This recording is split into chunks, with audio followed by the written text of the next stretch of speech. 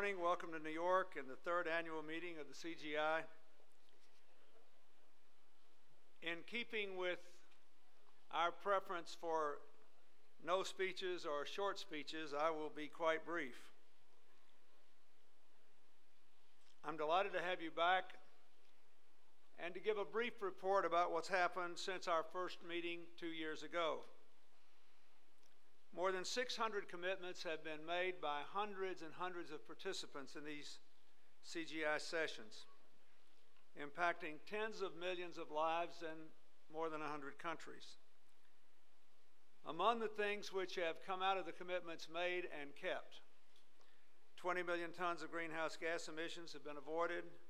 More than 850,000 children under the age of 5 have received life-saving health services. 3 million more micro-entrepreneurs have access to capital. And with many of our smaller commitments, large numbers of lives have been changed for the better or saved.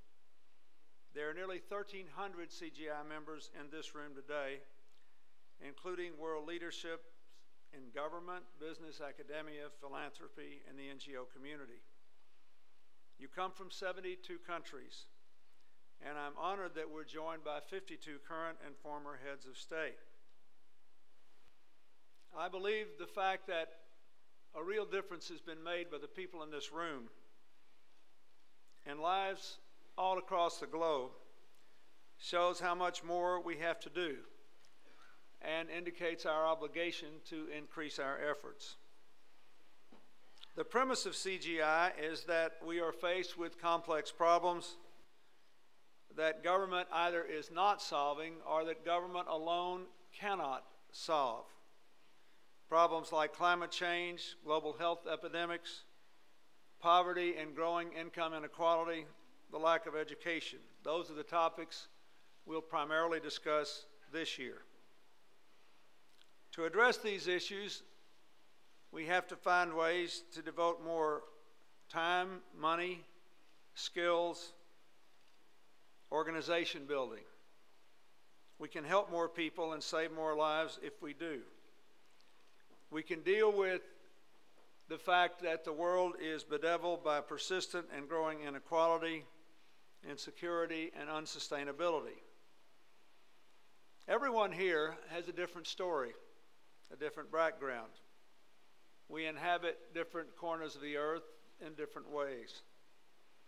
But what has brought us together and what connects us, as nearly as I can determine, are three basic convictions. First is, just about everybody in this room believes that our common humanity is more important than our interesting differences. I believe this simple issue is at the root of most of the world's conflicts.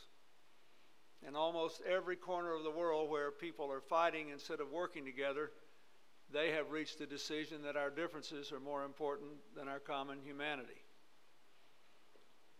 The second thing that brings us together is we seem to all accept our shared responsibility for correcting as much as we can the current challenges of the world and passing along a better world to our children. The third is we actually believe we can do it. We believe we can make a difference. Turns out there are a lot of people who can't fit in this room or can't afford to come who agree with us. Last year we webcast this meeting for the first time without any publicity, and about 50,000 people followed it over the internet. Hundreds of them made their own individual commitments, just writing in.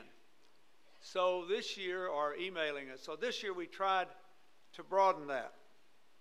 We are, again, webcasting the Clinton Global Initiative, but this year we're giving everybody who's watching this in any form or fashion or following it through any kind of media the chance to participate by making their own commitment.